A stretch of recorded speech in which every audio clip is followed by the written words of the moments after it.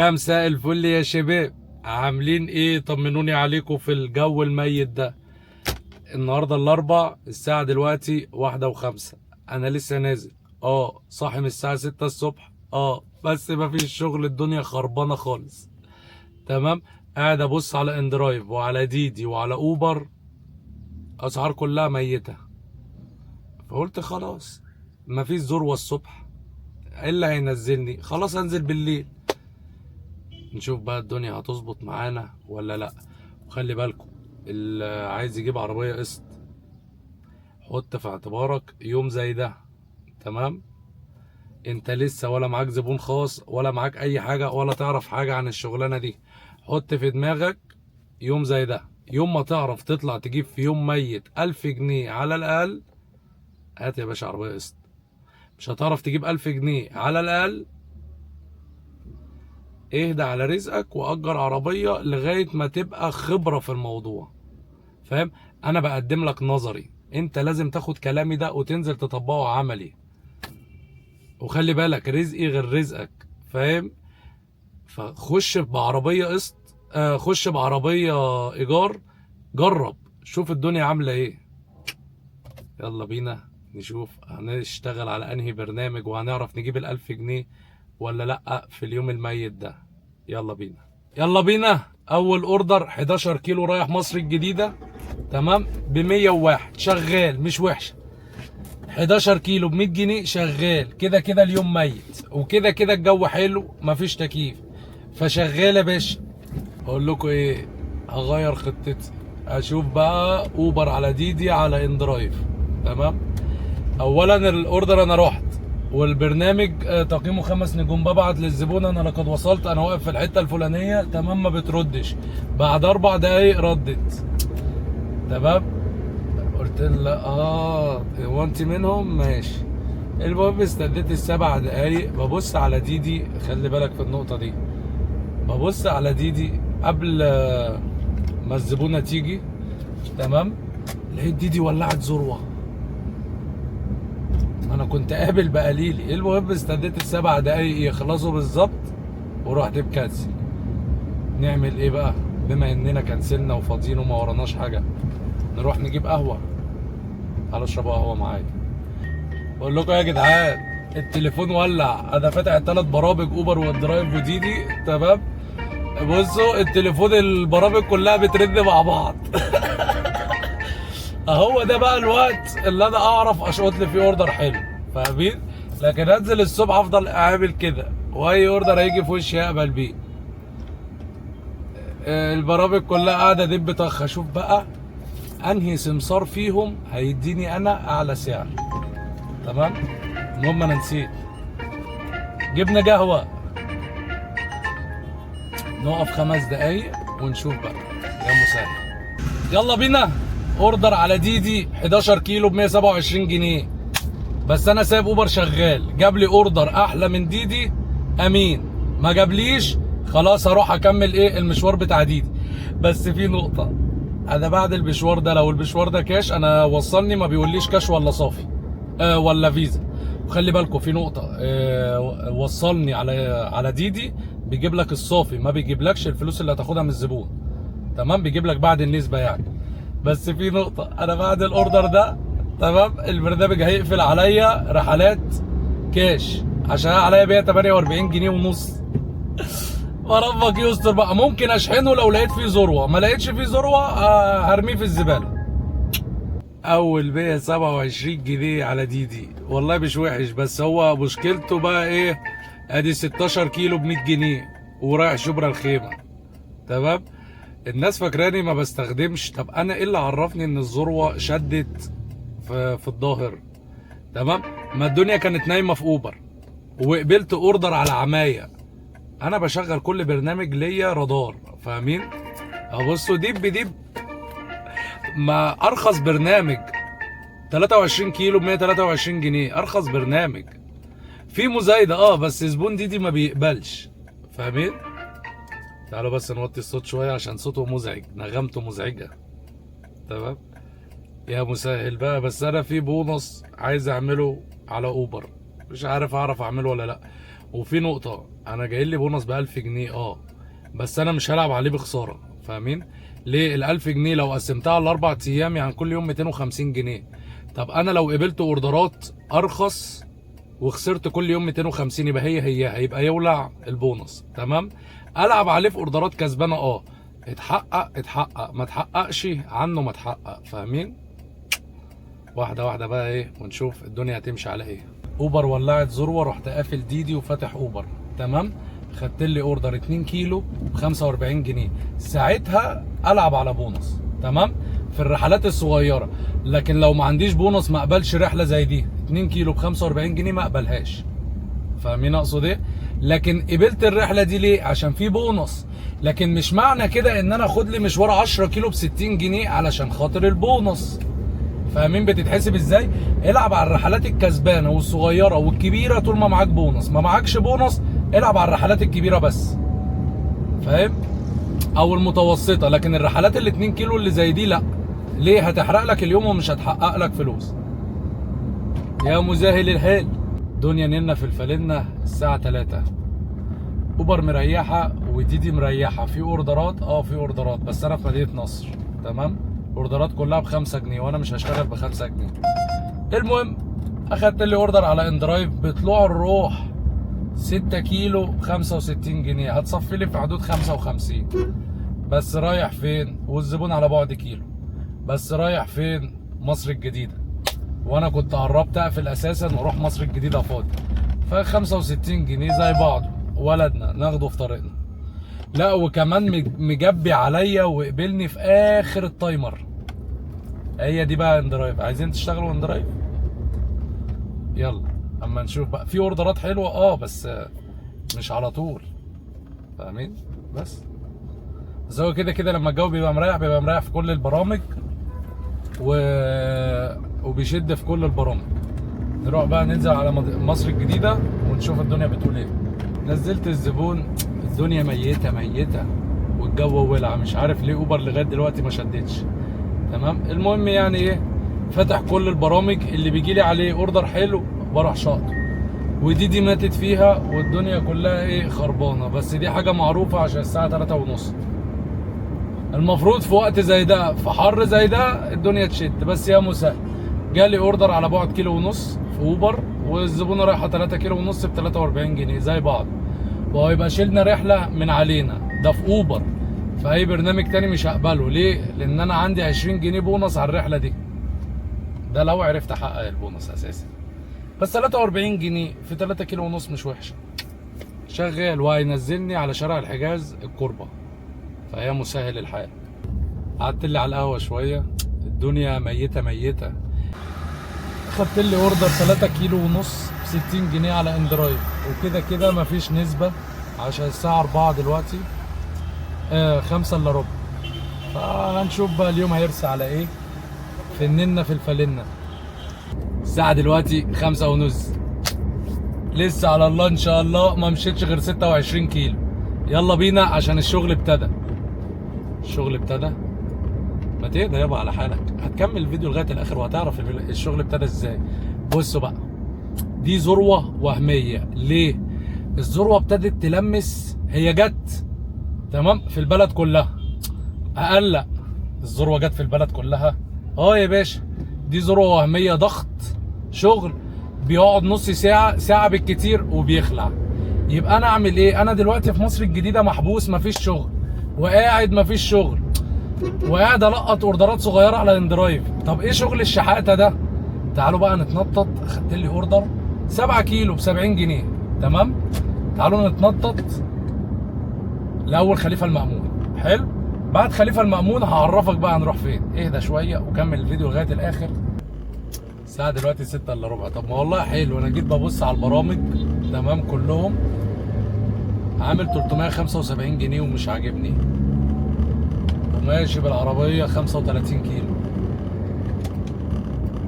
رضا. واحدة واحدة بقى. افتكروا السعر ده والكيلومتر ده. أطلع على العباسية، أخد لي أوردر من هناك ينزلني على وسط البلد. كنت ناوي اقول لكم في المقطع الجاي بس زي بعض. خد لي اوردر من العباسيه نزلني على وسط البلد، تمام، واشتغل هناك بقى ايه شغلي التوك توك. ما مصر الجديده ابتدت تنور، تمام، فخلاص نلحق يومنا في العباسيه. بصوا اخر تعديل صغير، اخدت لي اوردر هو على بعد 500 متر هنا من العباسيه، تمام، رايح اول خليفه المأمونه عند مول الكمبيوتر، 5 كيلو 75 جنيه، وكده كده الساعه لسه 6 الا 10، ووسط البلد ما بتشتغلش قبل الساعه 7 او 6 ونص 7، فهنخطف لنا الاوردر ده ونشوف لنا اي اوردر ايه يرجعنا. ويا مسهل، رغم ان انا عارف ان انا هندم بسبب التعديله دي، بس ربك اصدر، ربك ايه يصدر يا مسهل. تعالى بقى، لا نخش شمال اللي بعديه. سبحان الله، انا قلت لكم حاسس ان هيحصل حاجه، مش عارف ليه. سبحان الله، الباشا ابنه قاعد على رجله، عيل صغير راح خبط في الازاز اتشرخ. الحمد لله، كنت عامل حسابها، كنتش عامل حسابها. بكلم الراجل بيقول لي انت بترمي بلاك، هتعمل له ايه؟ طيب لو انت مكاني هتعمل له، هتمسكه تضربه؟ طب ضربته مش هتاخد منه 2000 جنيه برضه، بل بالعكس اكونتك هياخد بلوك اهو. ولا في اوبر هتعوضك ولا في اي حاجه، اوعى تبعت رساله زي دي الاوبر، تمام. لو قلت لهم الازاز اتكسر هيوقفوا لك العربيه لغايه ما تعمل فحص نسيته، تمام. ما بيطلبوش فحص نسيته لكن انت كده بايدك هتخليهم يطلبوا فحص نسيته. بص الازاز اتشرخ ازاي. بس هو كده كده اساسا كان في نقره هنا، تمام. استنى اجيبها لكم. بصوا كده، بصوا كده الازاز اتشرخ ازاي اهو. شيء يا رب يكون واضح بس في الكاميرا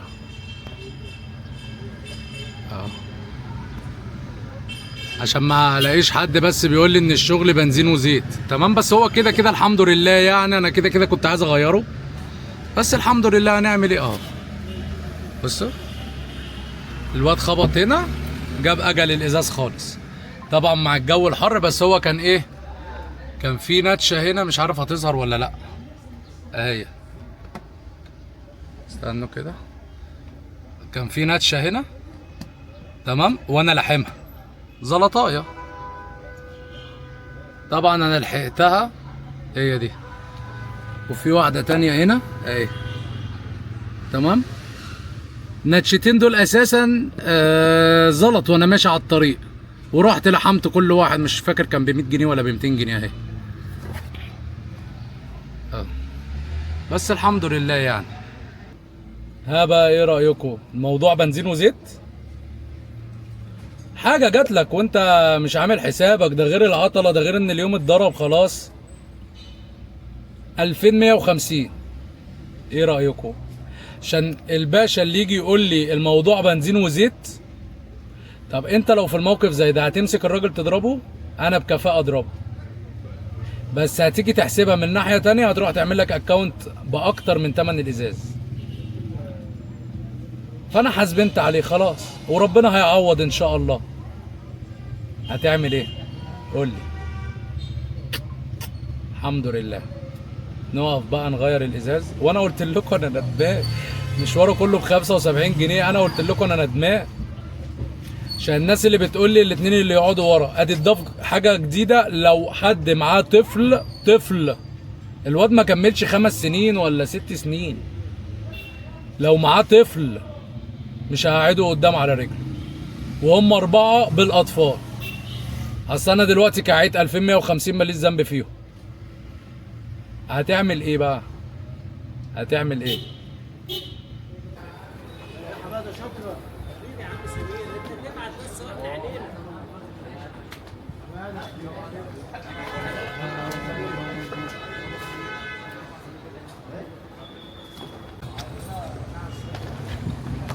بالراحة بالراحة وانت بتشيل.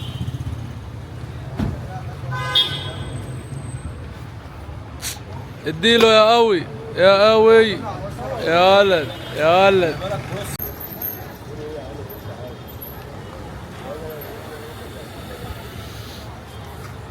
وانا مش مضايقني بقى في الموضوع ده كله غير اللزقتين الاعاقه دولت. الصراحه اوحش فرع لدكتور جريش اللي هو في شارع ابراهيم مع شارع دمشق اللي هو في الكوربه. اوحش فرع. الباشا جاي بيفك لي الازاز بالقطر. يا عم هات السلك اللي بيتفك بيه. لا احنا ما بنفكش بسلك. يا عم ازاي؟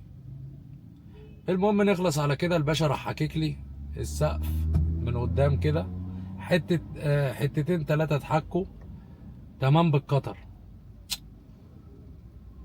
كنت خلاص يعني انا كنت على اخري وهعمل بوليكه فاهمني. ببص اللي عامل لقيته اتبرجل وراح جايب لي سروجي وقعد يعملوا لي بالكله وبتاع.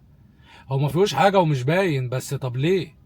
يعني هو مش باين حلو وما وقعش. ده انا اديته كله كده عشان ما يقعش. الحته اللي هي بتلف لفوق دي تمام. ببص للعامل كده وهو قاعد جوه قلقان. لا اعمل انا بوليكه. قلت يعني انت خلاص الازاز اللي اتكسر ما كلمتش الراجل هتيجي على العامل الغلبان ده خلاص ماشي يا بركب. قال لي اللي تؤمر بيه. قلت له امر به خلاص. الحمد لله يا جت عليك ركب يا عم. المهم النفسيه زفت واليوم ضاع. الساعه دلوقتي 8 اليوم ضاع. نعمل ايه بقى؟ نجيب وافل. تعالوا كلوا معايا وافل. مش عارف اكمل شغل ولا ايه بس نكتفي بهذا القدر. وعايز اقول لكم على معلومه. شايفين الموقف ده لو حصل بره مثلا زي امريكا. عارفين الموقف ده لو حصل في امريكا بيترفع شكوى على طول تمام والفلوس بتنزل له. ليه؟ امريكا لو ما اديتش للكابتن تمن الازاز فاهمين وعوضته بتمن الازاز عارفه ان هيترفع عليها قضيه فاهم. لان هناك ماشيه قانوني. هنا عك وليس كله كويس. اوعى ترفع حاجه زي كده. الاوبر هترفعها هتاخد بلوك. اسمع مني حصلت مع ناس كتير. هترفع حاجه زي كده هتاخد بلوك تمام. ده غير العطله ده غير فحص نسيته ولا هيدوك جنيه وهيقولوا لك نأسف لسماع هذا. هيجي اكتر من الناس اللي عملت حوادث وهي معاها كباتن وهي معاها زباين فاهمين. فانت هنا على الله ان شاء الله. فمحدش هيطبطب عليك ولا هيحميك. انت اللي تحمي نفسك. هو كده بقى الموضوع. هنعمل ايه؟ استنى بس نعدي العبيط اللي بيجري ورايا ده عشان ما اشيلوش. بعيد عنك ما تستعبطش. فانت اللي هتحمي نفسك تمام. وخلي بالكوا يعني حكايه الازاز ديت. طب ما انا كان ممكن ابقى ماشي طوبه تقع عليا بس ساعتها بقى الازاز كله هينزل عليا فاهمين. فالحمد لله ان هي جت ايه شرخ ورحت انا رايح مغيره. وانا مش هستنى على اي حاجه في العربيه بايظه. اصل هتبتدي بازاز بعد كده مرايه بعد كده مش عارف ايه فاهم. لا الحاجه حصلت دلوقتي صلحها دلوقتي. تعرف انك شغال صح ولا لا امتى؟ لما حاجه تبوظ في عربيتك وتروح رايح على طول مصلحها. يعني انا وقفت شغل ورحت غيرت الازاز. ليه؟ انا مشيت بالازاز مشروخ. اروح اخد غرامه دلوقتي. سيبك من الغرامه. مشيت بالازاز مشروخ جات لي مخالفه تمام. يا عم ما جاتليش مخالفه الازاز كله طرشق فيا تمام. هو هيطرشق ومش هيقع عليا بس لما يطرشق انت مش هتبقى شايف حاجه فاهم. فلا غيره. هتضحي بنفسك وبعربيتك علشان خاطر ازاز ب 2000 جنيه تولع الفلوس. جبنا شاي عشان بلاش قهوه. ما يبقاش وافل وقهوه. ايه رايكم بقى في حياه الكباتن؟ ايه رايكم؟ عايز تجيب يا باشا عربيه هات. بس اهم حاجه وانت شغال اعمل حساب. بص في حاجات كده عشان لما قلت لكم قبل كده ما بتتحسبش ورقه وقلم. محدش صدق يقول لي اصل انا همشي اصل انا هعمل اصل. باشا انت ماشي ادي ازازه اتكسر. هو على فكره الحمد لله يعني الواد وهو بيخبط كان بيخبط في الكاميرا اساسا. انا خفت على الكاميرا قلت خلاص يولع الازاز. عارف انت لما تجيلك مصيبه كبيره وربنا يصغرها لك. خلي بالك يعني انا الكاميرا دي معديه ل 40,000 جنيه. فخلاص في داهيه الازاز. الحمد لله. اوعى تزعل يا باشا، الواد راسه رزعت جنب الكاميرا بالظبط. انا كنت خايف على الكاميرا الصراحه، على الطلاق لو كان في الكاميرا ما كنت حليت الراجل، كنت بص. بس خلاص بقى، لا هتعمل له ايه؟ زي حد يبقى راكب معاك يتعافى على الاكره يكسرها، تمام؟ تيجي تلاقي فرشه قطع، فرده زي في ناس صح على كوبري، شفت فيديو الناس على كوبري اكتوبر، تمام؟ اللي الباشا عمل عليها عند نزلة كوبري اكتوبر. في ناس الفردتين ضربوا. طب انا ما انا كل يوم بنزل، تمام؟ الفردتين دول مش هيضربوا الا لو انت حكيت في الرصيف، فاهم؟ يعني الفردتين دول مش هيضربوا غير لما انت تحك في الرصيف. الباشا هتلاقي حك في الحديده اللي طالعه من الجنب اللي هي في نزلة رمسيس، تمام؟ جابت فردتين بكام؟ هي بتحصل حاجات كده وانت ماشي تلاقي فرده ضربت، تنزل الصبح تلاقي الفرده نايمه، فاهم؟ تيجي تلاقي البطاريه باظت، تيجي تلاقي الازاز اتكسر، فاهمين؟ تيجي تلاقي الشاحن اللي انت بتشحن بيه التليفون باظ لوحده، الهولدر اللي انت بتحط عليه التليفون باظ، فاهم؟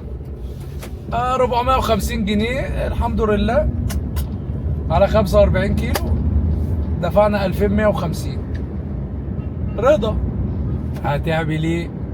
هي دي. عايز تجيب عربيه، بس خلي بالكم الموضوع مش وحش لو انت، دي بتبقى حاجات نثريات. لو انت معاك عربيه اساسا وانت مش شغال، دي حاجات بتحصل. تنزل كده تلاقي العربيه اتخبطت وانت ماشي، واحد عبيط يدخل فيك، فاهمين؟ بس واوعى تزعل نفسك يا باشا، الله جاب الله خد، الله عليه العوض. ربنا هيرزقك ما تقلقش، فاهم؟ ومش هيديك غير على قد طاقتك. نشرب بقى الشاي، انا قفلت من اليوم اساسا وهروح، رغم ان مصر الجديدة هتبتدي تنور ذروة دلوقتي الكوربة، بس مش عايز اشتغل كده كده. عسل قوي قوي قوي، اروح. نلتقي الفيديو القادم. السلام عليكم.